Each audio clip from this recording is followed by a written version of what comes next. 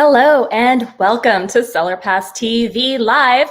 We are here with another wonderful Thursday night of fabulous wines and really exciting winemakers and proprietors.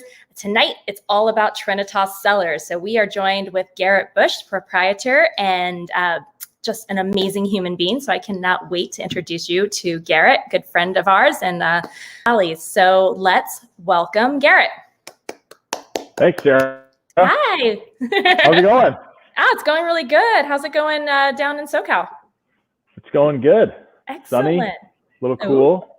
Nice. But the wine's open, so that's it makes it good anywhere. So that's the important part. Yeah, you guys selected some really great wines to share with us tonight. I'm excited to dig into those. But before we get into the sipping portion of the show, can you tell us a little bit about Trinitas and kind of your history? Yeah, absolutely. So we go back, it's almost 20 years. 2002 was our first vintage. We're based in Napa Valley. We are also, our family, so my parents, Tim and Steph, founded the winery, and I took over, about 11 years ago. It's been that being involved. Yeah, I know, right? It was probably, that's when I met you guys. It feels like not that long ago. Yeah, we were all kids, and here we are. Someone asked me today, they're like, so how long have you been married? I go, oh man, this is 7 years, and it doesn't feel that long, which I guess is a good thing, right? That's a great thing, actually. Yeah, so the wine business, same thing, right? It's like amazing. I can't believe it. But we started this family business, and we're down actually at Vista Colina and the Meritage Resort. So our other family business is the hotel business. So those are our resorts. So my dad kind of put together all of his loves and businesses in one, and we're able to build a resort and put the tasting room there, which is a lot of fun. And we just opened our new tasting room there a couple of years ago when we opened the new hotel. So that's always been great, and we're reopened now, which is good. And now we have a patio, so we got a good thing out of it. Patio. This is fantastic. So you've expanded. There's definitely silver linings. Exactly. So we got a patio now, so that's always good, and it's beautiful out there. So we're stoked. But yeah, so Trinitas is the name, Latin for Trinity. Kind of comes from our Catholic background was the inspiration, and you'll see that later with one of the wines we're going to share. Absolutely. And then it's kind of worked its way into our logo, which is here. I'll grab a bottle: sun, soil, and humanity. So, there you go, got it right there. You were prepped. So sun representing the vintage, the weather that year, soil representing, of course, the vineyard, the site, where we're making the wine from, and then the hand is humanity. So, wow. All the great people out there that love wine, because we can't do what we do without them. But then, the winemaker, myself, the team, everybody working in the vineyards, in the cellar every day to make the wine and kind of putting our mark on it. So that's kind of the story behind it. And yeah, but we got a fun lineup. Some specials, some staples, and then we got the rosé, which is always a good way to start. So let's start with the rosé. It is spring. Spring Chris Sawyer, Rockstar Sommelier, into the mix here. Chris, cheers to you. What's up, buddy? Cheers to everyone out there. I'm having a great time, and I've actually cracked open this amazing bottle of rosé already. So having some fun here. Definitely very excited about tonight's show. Absolutely. You can't go wrong with rosé. It is springtime. Well, at least almost. I feel like it's been spring in a few areas for quite some time now already. But, we just had St. Patty's Day. And to me, that's always kind of the unofficial kickoff to spring. Definitely want to start, getting your rosés chilled and ready for some patio sipping and boat time, pool time. And this one is truly beautiful. Garrett was giving us a little sneak peek on the blends in it earlier. And so it's really exciting. Garrett, can you tell us a little bit more about your rosé? Yeah, sure. So we make this rosé and typically every year with the Saignée method. So it's French to bleed, which sounds a little morbid, but it's actually about how you process the wine. So, when we're bringing in the various fruit. This happens to be predominantly Pinot Noir and then also predominantly Carignan, which is another varietal that we make for a special blend that we do.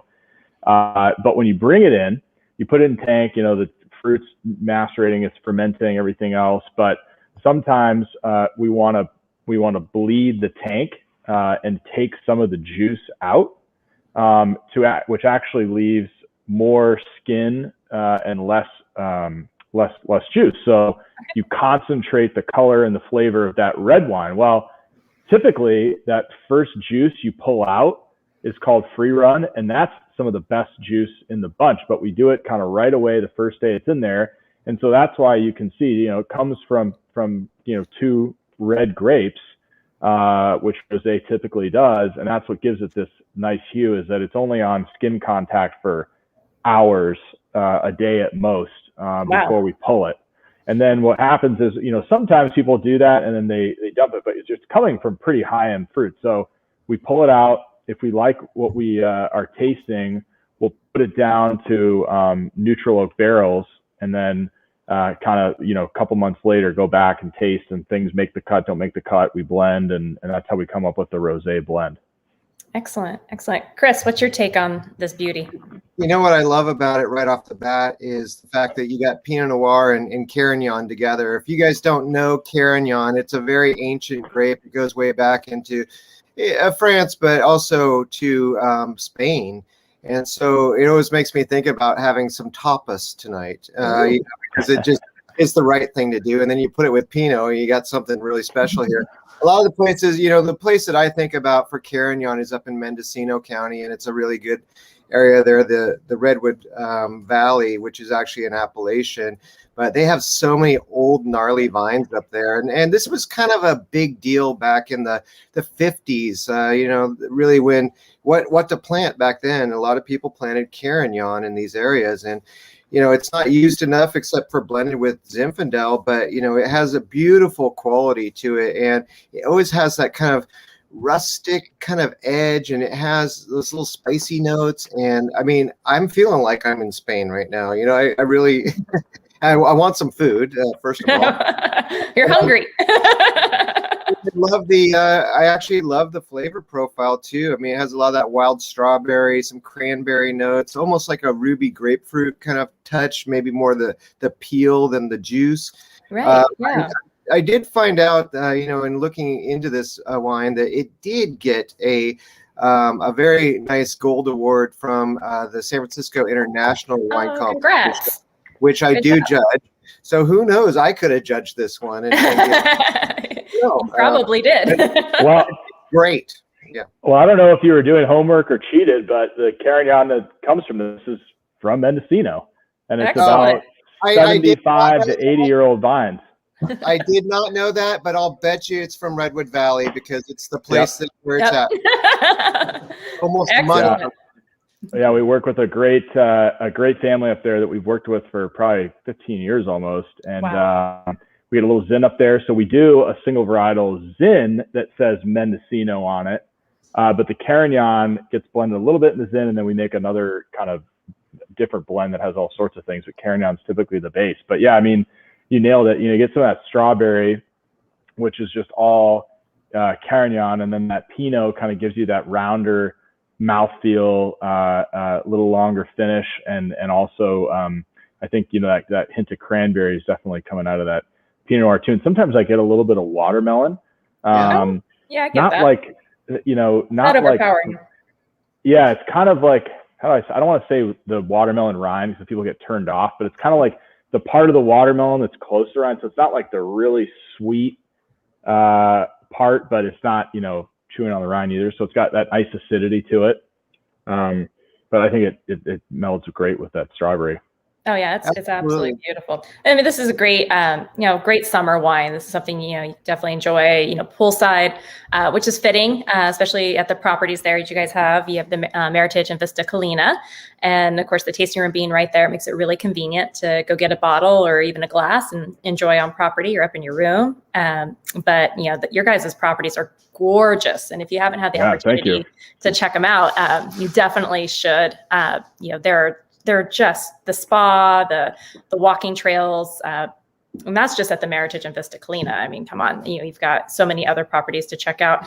A little birdie told me that you guys were doing an in-room wine tasting program. Did that finally kick off at the properties? Yeah, it's kind of one of those, again, like our patio. We had to kind of do new things with COVID.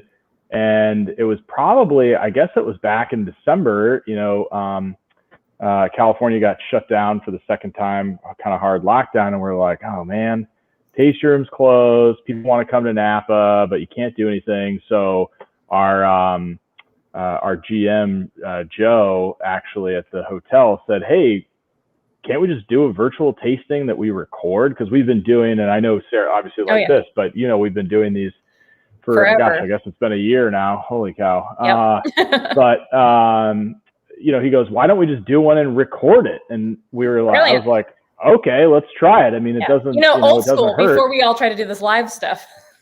Yeah. And so we did it, and we're going to now like redo it now that there's so much demand. Cause I literally did it, on my phone or on Zoom or something. I can't remember, and recorded it, but people like it for whatever reason. They just like, I'm just going to chill in the room and watch the video and taste the wine at my leisure. And we picked 4 wines. I think it's fabulous.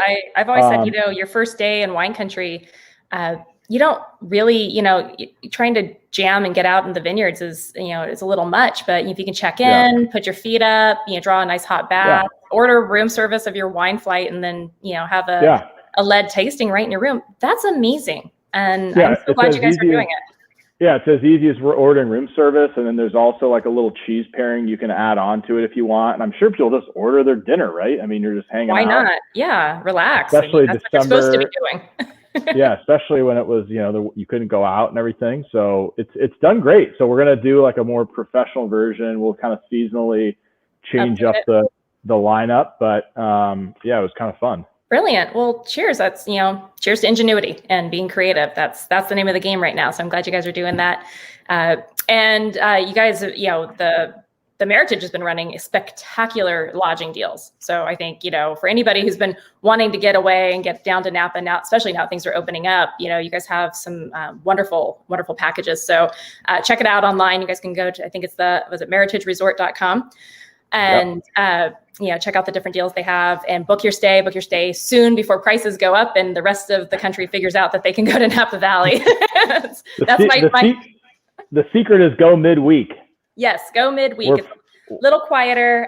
It's a little nicer if you ask me. You're not dealing with all the traffic either, which last time I was down there like a month ago, traffic was pretty much back to its usual self. So on the weekends. Oh yeah. So it's back, people. So if you're worried about it, we got tons of great outdoor space. Like you said, we've got 7 acres of vineyards. You can walk up there. The lawn at Vista Colina is the best to just go chill. Speaking of rosé. Yes. You just get a bottle of rosé. There's beautiful lawn chairs. They got lawn games. You can do cornhole and ladder golf and let the kids. We love it because we take our kids and they just run like crazy. Yeah, because it's huge and you can see them all the way. So it's a good place if you want to hang out outside too. Absolutely is. And there's so many things to do on property. The spa's doing vineyard hikes and vineyard yoga. So we've been really fortunate to see those pop up on CellarPass. So people are booking those. You guys have your the Easter cookie decorating at Vista Colina. Oh my gosh, how cool is that? And the brunch that's coming up as well. I mean, there's so much going on. I've been all through this last year, watching COVID and the different events and experiences that people put together. Your properties and winery have been leading the charge on, being able to still keep things going. And for that, I definitely thank you. And I know anybody who was willing to get out and at least attend, we're thanking you too. So good job. You're welcome. And, all right. So what do we think about this rosé? What would you be pairing it with? Man, that's what I like about this. Like you said, it's a pool wine, thinking about the pool, but if you just taste it again really quickly, those watching, and you kind of let it kind of go over the back of your tongue, you just sit for a second. I know you want to take another sip right away, but that's my point. It's so savory, which you think rosé and you think really light and pretty, which it has some of those characteristics, but it's actually got this length. It's got this savoriness. It's got this, man, I want another taste. But I also think that's what it screams food pairings. Absolutely. So, I mean, if you kind of want to play off of some of the flavors, you know, like watermelon, man, one of the cool ones I've started to do is you do watermelon and then you get a little goat cheese and some balsamic, you know, the really thick stuff, the glaze. So that's kind of a fun one to do, summer dish, but it's great with, you know, salmon and, you know, salads with vinaigrettes, which sometimes is tough with wine. Absolutely. But, Yeah, it can be. we like all that. Sounds great. Let me interject one thing there too. I love that salad that you were just talking about with the watermelon. But if you want to get crazy, go out to your candy store near you and get some Pop Rocks and put the Pop Rocks on that salad too. It will create something amazing inside your mouth, and it will pair well with this. That sounds like a lot of fun. The other one I would say is just paella, straight paella. Yeah. A really nice spicy one. I think that really what's happening here is that this Carignan is giving you those spices that can really match up really nicely with paella in general. You know, you've got shrimp, you've got clams, you've got usually linguiça or some kind of sausage in there. This would be really.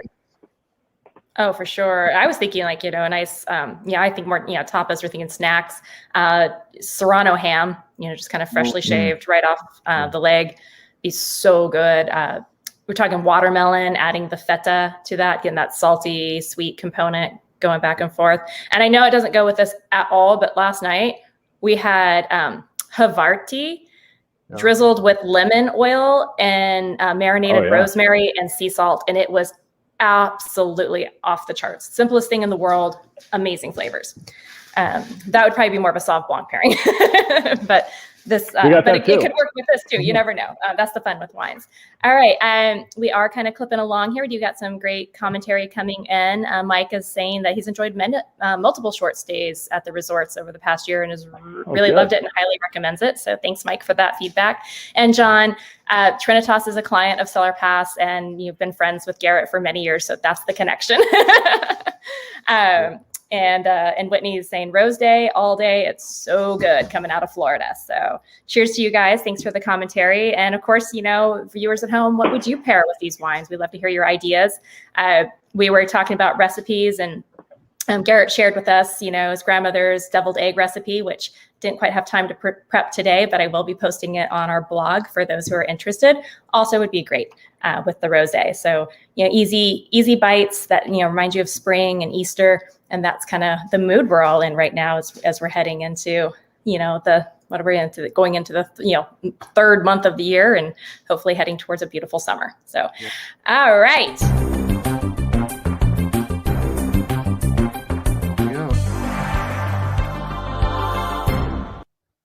All right, viewers, feel free to rate that wine, and we will go starting with Chris first.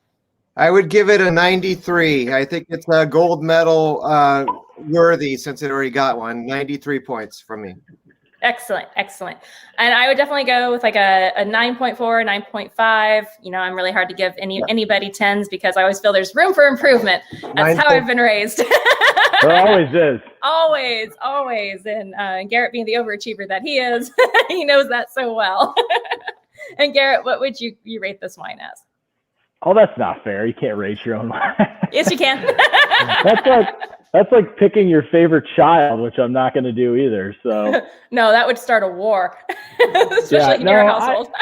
I'd agree. I'd say like low to mid 90s if we're given that scale. I think actually I think it's one of my I think to date one of our better rosés. But you know I can't go much higher than that because we have one in the cellar that we just did in 20 that's pretty spectacular too. So TBD. All right. Well, we'll leave it on that cliffhanger.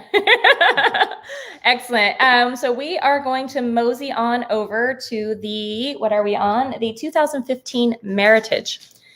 And this one has been in my glass for a little while now, opening up beautifully. And well, we got our sipperoos happening here. That one is really pretty. Wow. Definitely a lot of berry in this one. Yeah. Chris, what do you got? Well, first of all, I want to make it real clear to everyone about the word meritage. And it actually goes back. It's not a French word, everyone. It's not meritage. Oh, come on. But it's so much fun to say. Thank you, Chris. Thank you, Chris. On the side, Garrett, I know that this whole thing started because of a great friend of mine, Dan Berger, down in LA. You know it, Garrett. I'm reading your mind, man. The fact is that when Dan Berger wrote for the LA Times, he was kind of like, he's like, you guys make these Cabernet blends, Merlot blends, but you're not calling it anything. You're just comparing it to Bordeaux, where, these blends are made back in France. And he started a contest of all things. And the man who won that contest took merit and heritage and put them together to make meritage. So it is not meritage. Everyone. Just like it's not Target, it's right. Meritage. Yeah, I have worked with that association. It was an original association where you couldn't really actually call it Meritage unless you would belong to that association. So I've done videos. Actually, Fred Dame and I did a video that way. Yep. So, it's a big deal. And I think if you call it Meritage, you really mean it too. And it really does have that heritage of what we can do here in California. I think this is a great example of that. I mean, on the nose, it's deep, dense. There's this kind of leathery kind of thing, but it's got like truffles in there. How do you put natural truffles? I'm not talking about chocolate truffles because there is chocolate in there, but it's just got an earth tone. It's got a lot of fruit. It's very deep and dense, but it's beautiful on the palate. Absolutely. It's fantastic. Yeah, I really enjoy it too. And we, this sort of all kind of ties in again. My dad, going up to Napa back in the 80s and 90s, fell in love with it. And, some of his favorite wines coming out of the valley were Meritage. Now, a lot of people have changed it. They don't call it Meritage anymore, but, these Bordeaux style blends were some of his favorite. And so when we actually built the resort, that's, why it's called the Meritage Resort. And then thank you, Chris, for clearing up not Meritage. I've had to correct people many times, and then people correct me and they're at my winery at our resort. And I'm like, no, I'm pretty sure it's Meritage. But we were like the fourth tasting of the day. No, man, it's Meritage, bro. But anyway, it's all good. But the cool thing is that most of this wine now actually comes from the vineyard at the Meritage. So it's Meritage at the Meritage. But we actually have 7 acres there. So this is the only reason we don't call it a state on this is because we do, not every year, but occasionally make an estate where we take kind of the 10 best barrels from that vineyard and make a blend and call that a state. And this, don't quote me, but 2015, I'd guess, is about 75 to 80% estate.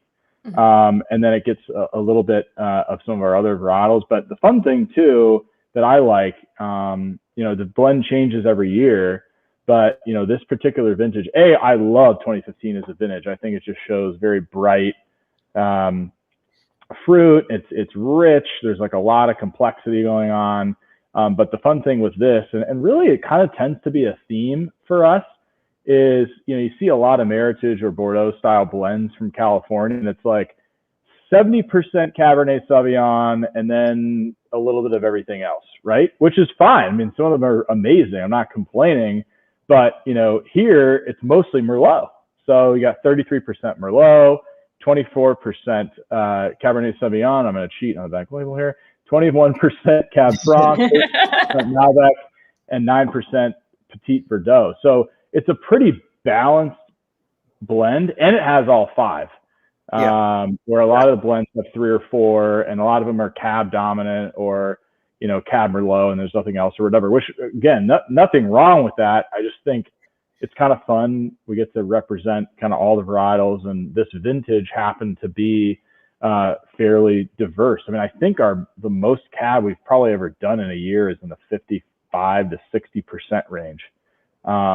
But you get that. The whole point of this wine is to showcase blending and the winemaking, but also just personally for our profile, you want the cab to be the big kind of dominant wine.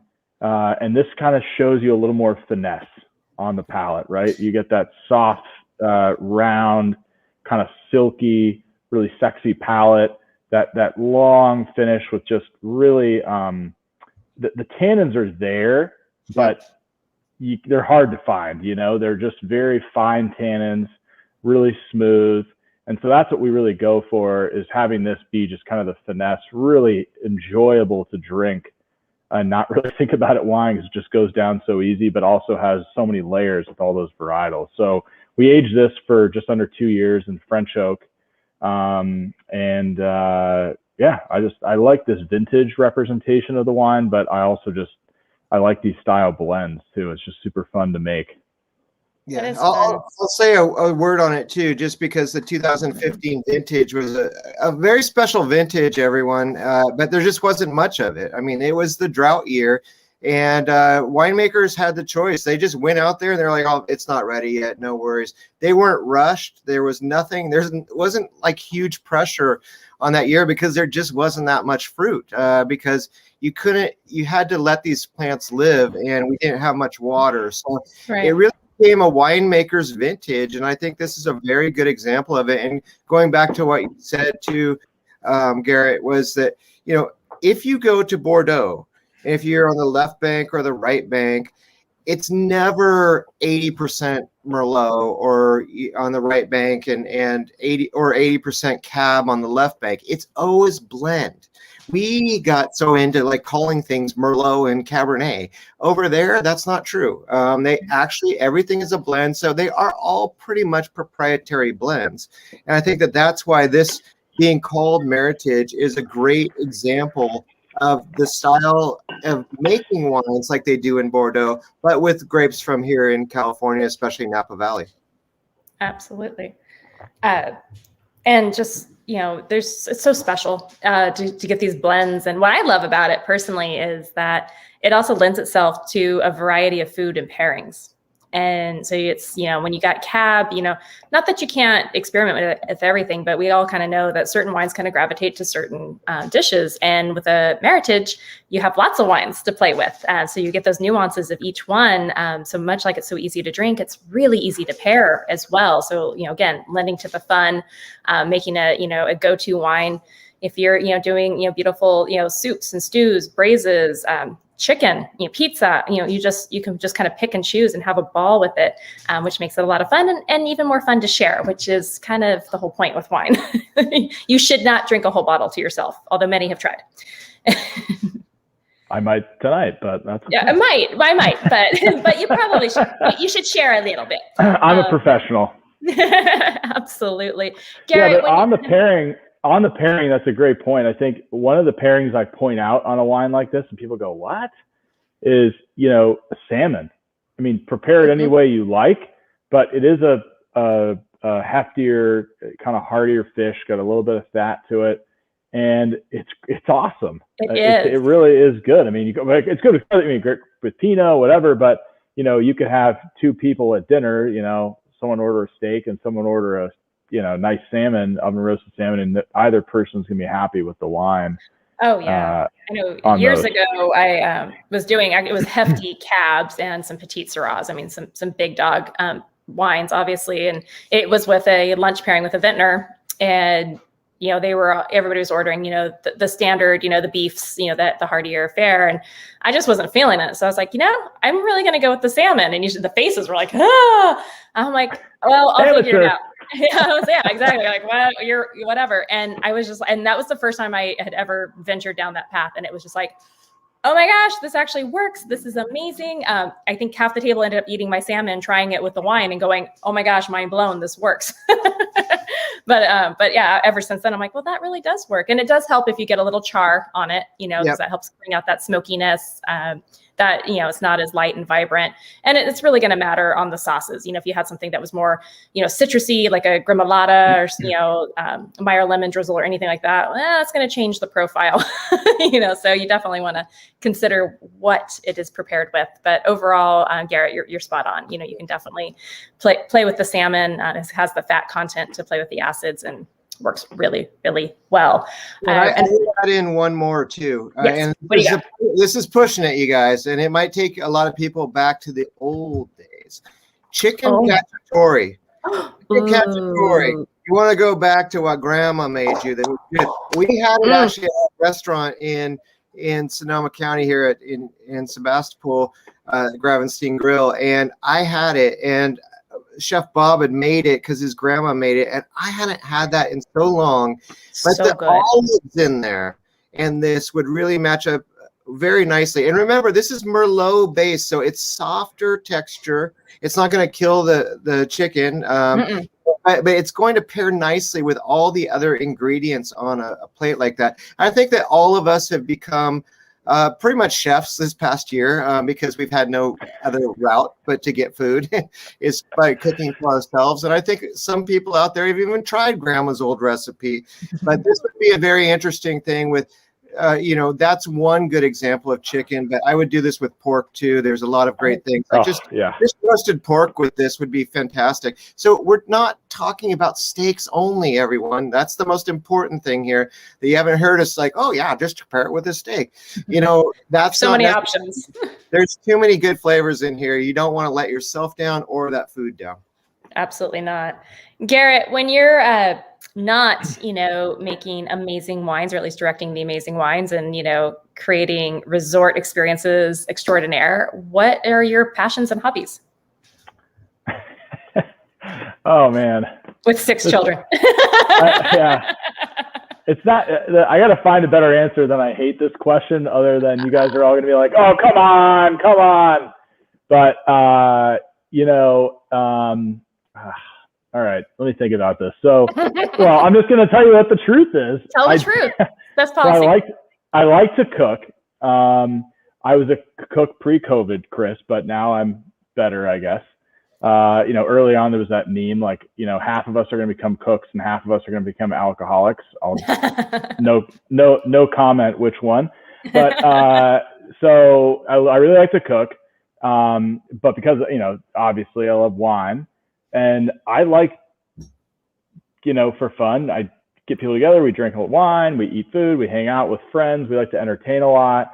And I drink, obviously, a healthy amount of our wine, but I love trying other vintners' wines. A lot of them are friends. So I really do enjoy wine just even though it's technically my job. I love drinking it, which is good.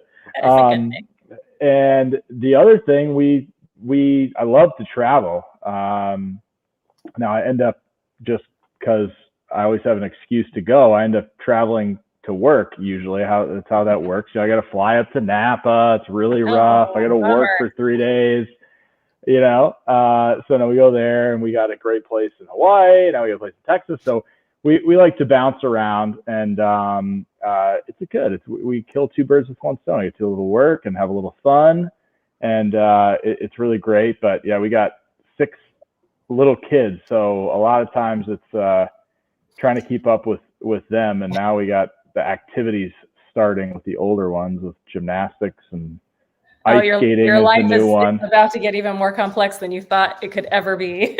Yeah. Well, that will keep you on your toes. But it's fun. We love it. Well, that's good. And it is rewarding. And it's part of being a great parent, is being able to do those things. What brought you back into the family business? Like, I'm sure you had a lot of choices on doing other things. So what was it that you want, I want to get back, I want to get into the wine industry. I want to be a part of this. Yeah, that's a fun story too, that we don't have enough time or enough wine for. But the short version, I went to University of Notre Dame. I got my undergrad and my master's there, and I graduated with that in 2010. Not a great time to be graduating from business school. So I kind of said, okay, maybe I'll do my own thing. And my dad goes, hey, why don't you just come back for a summer to Napa and just tell us what we're doing wrong over at this wine thing that we're doing. I was like, okay, I could spend a summer in Napa. That might be interesting. I've got nothing better to do. So I did, and did this whole business plan, and did this whole presentation and everything at the end of the summer. And we hired someone to run the winery at the time and everything else. And the guy ended up leaving after 3 weeks. Oh my gosh, you guys scared him away. I guess. And hey, I wasn't even going to be there. It was like, here's the business plan and here's the keys and like, I'm out of here kind of thing. And I was like, all right, well, I kind of know what's going on. And, you know, I kind of started a couple things on the business plan, like put in motion. So I said, I'll help out for a couple months while we find someone. And fast forward to whenever, November or something of 2010. And my parents are like, oh, we hired someone, we found a guy. And I was like, well, hey, what the heck? Like, I thought like you were going to involve me in the whole interview process and like all this kind of stuff. And they're like, well, no, it's you. And I'm like, oh, okay. That's sweet. It was somewhere between I got drafted and I worked myself into a job. And then of course, all my friends out of school are like, what? You went from college and then you got to like just drink wine all day? Like, what? This isn't fair. And it wasn't, but you know, it's a tough job. Somebody's got to do it. Oh, there's lots of jobs in the wine industry. Your friends can join too. Exactly. There's a lot of properties that need good management. So there's openings. Well, that's really sweet. I love that. And you just, had no intention of really sticking around, but kind of did. And here you are all these years later. And I think that's 11 fabulous. years later. What's been, in your opinion, the most rewarding about working in the wine industry? Oh man. It's really one of my favorite things, and it's been such a bummer because we haven't been able to do it as much this last year, but I really love meeting like all of our friends and customers and sharing our wine and doing events, everything. Actually, Mike, who popped in a question earlier, he's one of our super long-term wine club members. I'm glad he jumped on here, but it's just awesome to get to know people, and we do our lobster feed and we get to meet people. It's just, I love that. We love. You're an entertainer. That's in your core. Yeah, and when we can do 400 people at a time, it's even better. We'll open a tasting room up in Washington quick because we go to 400 people next week. Oh, good. Well, hey, we love Woodinville. We've been up there so many times. I think it's awesome up there. It's a great area. It's been a lot of fun exploring this part of our country, and being Napa Valley at heart and kind of bouncing between the regions. It's been a hoot, and there's so many cool things going on up here too that I get to come back and tell all of my friends in Napa Valley, like, oh my gosh, this is what we can do up there, and and then they hear about all the fun that we get to do in Napa Valley. But the one thing that remains is the love of wine, food, and entertaining and getting together. So I think that kind of has to be a part of who you are if you're going to be in the industry one way or the other, because at the end of the day, that is what we're all about. And I'm a serial entertainer too. I'm always looking for a reason to throw a party. And one of those people that literally you could, be at my house or call me and say, hey, I'm going to bring a group of friends over. And like 15 minutes later, I've got, the full cheese boards out, and, wines are chilled and we're ready to rock. But and like constantly there's a party in my refrigerator at any given moment. Awesome. I always thought you were shy. That's a surprise. I learned something every day. I am a little bit. Well, it depends on the situation. But I think if you've been around me long enough, I remember the James Bond party that one year. Oh boy, that was a good time. That was a great time. Always fun. Can I ask fun. one question real quick too for Yes. Garrett? Do you still have the bowling alley there at the hotel? Yeah, and we finally reopened. Man, after forever. That is the coolest place. Cool. Yeah, so crush. cool. It was some years ago that for Flavor Napa Valley, when I was the wine coordinator for that, you hosted our little party. Let's do the wrap up here. It was so fun. Just great wines and having fun bowling, everyone. I mean, this is in the hotel. It is the coolest ultraland, something you would find out of Vegas or New York City. It is so awesome and definitely a great place to hang out. We've rented lanes there a few times, and I just love it. I definitely tell people to go there and check it out. When I'm putting itineraries together, I'm like, oh, and rent a lane over at the Ultra Lounge. Yeah, and the secret, we have shuffleboard, and I'm like a big shuffleboard fan. So not the cruise ship on the floor one, like the table one. Table one. That's super fun.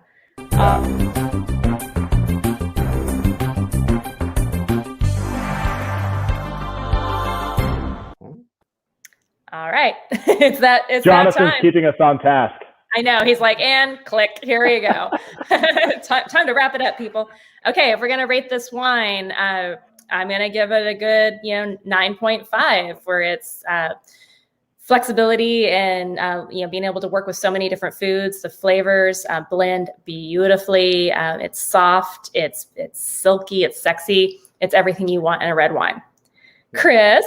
I would go 9.4. I think it's on the borderline of being double gold material. So I'd have to have my other, judges with me to argue me up. But I think it's on the border of being double gold right off the bat. It's fantastic. And Garrett, somewhere between being one of your favorites and your other favorite. I'm gonna go a little bolder on this one. I'm gonna say 96. And the main reason is I'm just personally partial to this vintage. I love anything I see that's 2015. I try to buy it, and our stuff I hold on to, and I think it's one of the best representations maybe that we've ever made. I mean, this and I'd maybe have to go back to 2008 vintage. I love that vintage too for some reason of this particular wine, but that's a long time ago, and I don't have very much of that, so I gotta love the 15. And there's your quote of the week in the middle of your quote. All right. Boom. Oh, that's awesome. Well, speaking of the James Bond party, some of our viewers are like, "Oh yeah, I loved that party." So that was so much fun. Pre kids. I know. Well, some of us had kids, but but we had a great village that took care of ours, so it worked out nicely.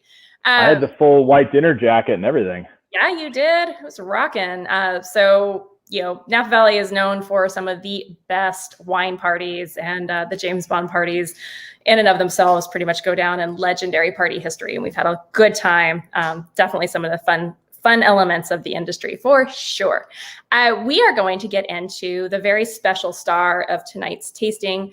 And this is the Two Popes. And Garrett's going to tell us a little bit about this, but this is extremely limited release. We're very lucky to be able to explore it. And those that got their wine kits, amazing, good for you, because this wine will sell out. Garrett? Yeah, I wasn't going to dump my Meritage, so sorry, I had to grab another glass. So yeah, this one's pretty fun. So okay, I got to go back a ways to kind of explain. We're gonna go, Two Popes, what are you talking about? But going back to what I said originally, we're Catholic, and kind of worked its way into our, practicing our faith in our business. And one of the things my dad did many years ago, I think our first vintage was 06. I think it was 06. He started this tradition that we started making wine for the Pope, which the Pope at that time was Pope Benedict. But his name, because when you become Pope, you take on another name, was Cardinal Ratzinger. And so we made the Zinfandel in 2006 called Ratzinger Zinfandel. The Z-I-N was capitalized, kind of play on words with the Zin. So we started at that. It was cute. It was really fun. It was good wine. And we did that for 2 or 3 vintages. And then he, infamously retired, which hadn't happened since 1200 or something. It's a historical thing for those that follow. And so I never forget, my dad's like, "Oh boy, what are we going to do now?" And so Pope Benedict gets, Pope Francis gets elected in March of 2013. Actually, it was March 13th or 14th. So the anniversary was a few days ago. Oh, wow. And so he gets elected, and I get this phone call, and my dad's like, "Garrett, I'm going to Rome next month." He typically goes every April. "I'm going to Rome next month, and we got to have the wine for Pope Francis and all that stuff." I'm like, "Dad, what are you talking about? Wine's not made in a month, much less a year. Come on." I go, "But I got good news." And he goes, "What's that?" And I go, "I do have the wine already in barrel, so you can get it next year and not have to wait 2 years." And he goes, "Really?" And I happened to make some Cabernet Franc that was kind of my little baby. And so we made Cabernet Francais. So Cabernet Franc with a little IS at the end. So we've made that wine since 2012. That was our inaugural vintage. We made like 200 cases, not very much. And so we made that. It's been super fun, amazing wine from Knights Valley. And so fast forward to last spring or summer, and my dad, he's up in Abbey talking to us, and I was like, oh yeah, I got to go blend, and we're doing the Zinfandel, which previously many years ago we made the Ratzinger from, but we still just make it as a Zinfandel, and then we have the Cabernet Franc. My dad goes, oh yeah, there's never been two popes alive at the same time. Like, we got to make this wine called Two Popes, and you got to just blend them. And we're like, I'm sitting there like, Zinfandel and Cab Franc? Are you kidding me right now? Like, no, Dad, no, it's not how it works. And he goes, no, he was insisting. He's like, just try it. And I was like, all right, guys, all right, let's just try it, and then we'll tell him, hey, it didn't work out or whatever. So sure enough, we go into blending last summer, and he's there. So I was like, all right, good. Now he'll believe me. So we kept blending it. And the funny thing was, when we started, we just were like, you know what? Let's just do a straight 50-50. Even Stevens, let's do it. And it just tasted like Zin. And I was like, well, this isn't going to work. And then we're like, all right, let's go way back the other way, 90-10, 90% Cab Franc. Well, then it just tasted like Cab Franc. So we kept going back. We kept ping-ponging. And all of a sudden, like, one of our blends, we're all kind of like looking at each other like, oh, this is something different and unique. And we landed, for whatever reason, on 75% Cab Franc, 25% Zin. Wow. And we all looked around. I was like, actually, this is pretty good. Dang it, the guy's crazy idea kind of worked out. So we made it, and all of us really liked it. And what I like about it is there's nothing like it. There isn't. You taste it, super you smell unique. it. I mean, because who would have thought? I mean, we've done this for years, and we're all looking at each other like, Cab Franc and Zinfandel, is this guy like crazy or what? But it worked out pretty good. Oh, it's delicious. And I love the label. I love, you have, I know there's a formal name for it, but you got the Pope hats on here, which is very, very cool. And of course, going in to the Easter season, I know this is going to have a special place on the Easter feast for a lot of people. And again, it's going to sell out. So get your wine now. Yeah, we made 100 cases of it, and I think we've got like 40-ish, 50 left. Wow. We did a little release to our club first to give them a little thank you for their awesomeness, and then we're opening it up for you all having us for a couple weeks, and then starting in April, it'll go back to being a wine club exclusive. I don't know if we'll make it again, but it sure was a fun little experiment, and it worked out pretty good. Well, I think it's beautiful. Chris, what do you think about this one? I think it's deeper than Garrett was just talking. Okay, so I want to go a little bit deeper about the heritage of how we got where we're at in California. Cabernet Sauvignon was not, it didn't pop out of the ground and the French just found it there. It was actually the child of Cabernet Franc. So Cabernet Sauvignon was Cabernet Franc and Sauvignon Blanc together. So there we have a heritage thing right there, just that Cabernet Franc matters, everyone. And when we get into where did California's wine culture come from, Cabernet wasn't even around. Pinot wasn't around. Merlot wasn't even around. Zinfandel was around. And so you have the link between the old world, new world in here. So that's almost what I consider the two popes in this bottle. Old world, new. That's beautiful, actually. You really think about that and how important that Sauv Blanc and Cab Franc were to create Cabernet Sauvignon, which has become one of the kings of wine. Period. And just to think about who came up with that idea. Like, I'm gonna graft this white grape and this red grape, and we're gonna see what happens here, and kind of like blending the wines, and like next thing you know, you have this amazing fruit and an amazing wine. Linda's asking, Garrett, what do you see as your future in the winemaking business? Oh, geez. No. Loaded question. That's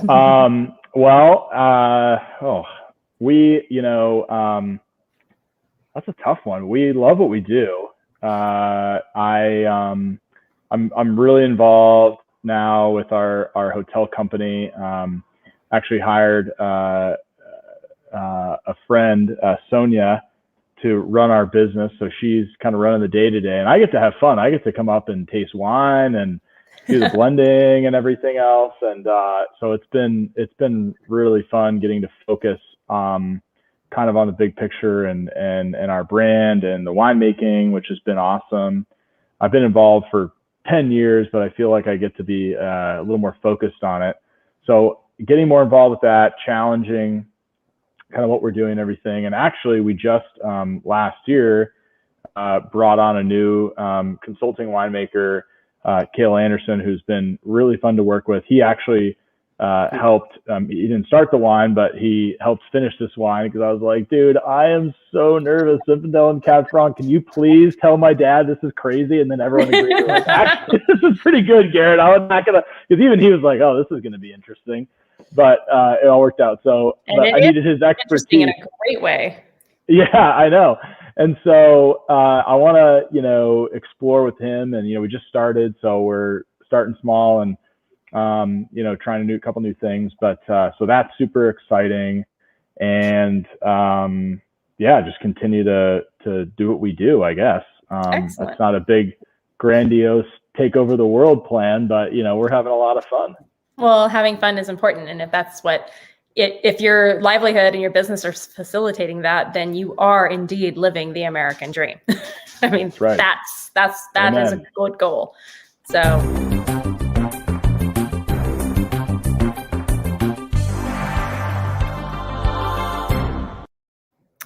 All right, it's Rate That Wine time. And because we're making up our scores and our scores don't really matter, I'm going to go ahead and give this one an 11, because two popes, and they don't ever happen. Chris? I'm going to go 9.8. Really, to me, it's kind of like the meritage was to Garrett. I mean, I love California, and I love what we have the ability to do, and to bring two things together like that, two amazing grapes together. And with the help of Cale coming in, this guy is really good. Everyone out there, he's a really good winemaker.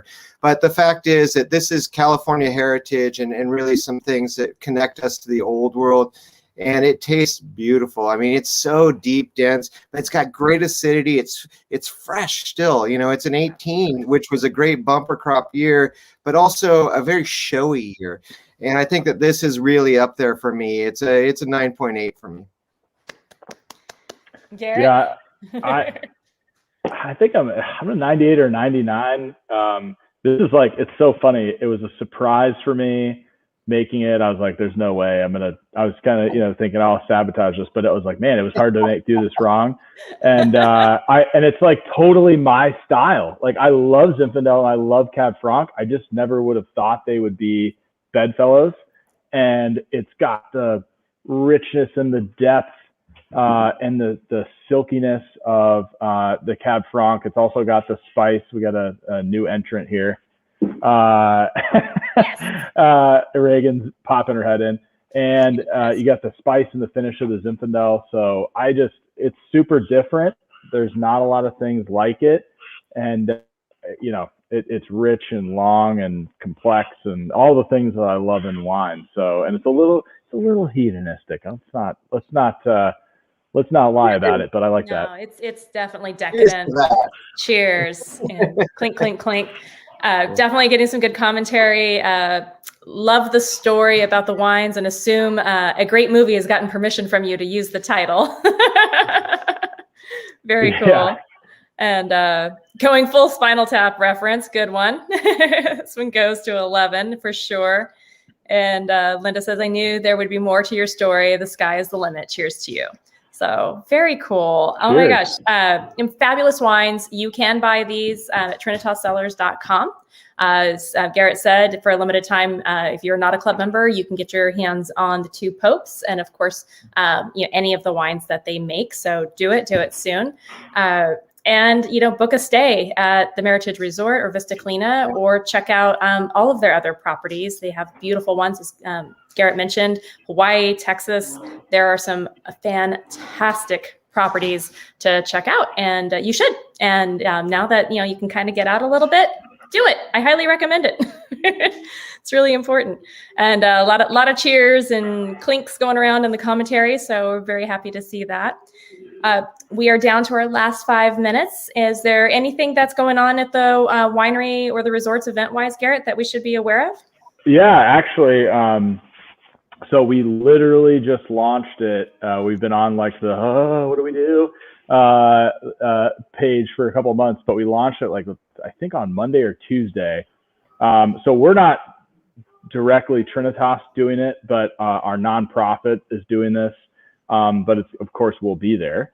And Okay. it, of course, will be at Meritage Vista Clina. So we're launching the first ever Chardonnay Classic. So it's been a dream of ours and my fabulous. dad's. We're going to bring all the wineries. It was originally supposed to be of the world. This year it might be a little California centric because of the whole travel situation. So we're improvising. We're changing it up, but just all focused about Chardonnay. Wonderful. So it's going to be 3 days. It's I think May 20th through the 22nd or 21st or 23rd, somewhere in there. And it just launched. It's going to be top notch, like the best food, some of the best wineries. We're, doing Chardonnay vertical tastings, Chardonnay dinners that are all Chardonnay pairings. So don't worry, we'll have a little other wines for those of you that like red. But if anyone is really a big Chardonnay fan, we welcome you. We hope you'll come check us out. This year is going to be small. It's only going to be like 200, 250 people.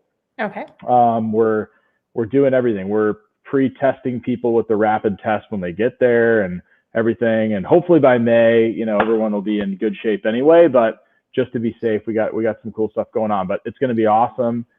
3 days all about Chardonnay. We'll have some amazing winemakers, sommeliers and things there to walk us through it. So it's going to be an awesome trip. And then will be an inaugural event, but we're kicking it off. And so if you've been locked up and ready to get out and do something and you got the vaccine or you're ready to go, we're ready to go with you. And it's a good way to kick off the summer with some Chardonnay.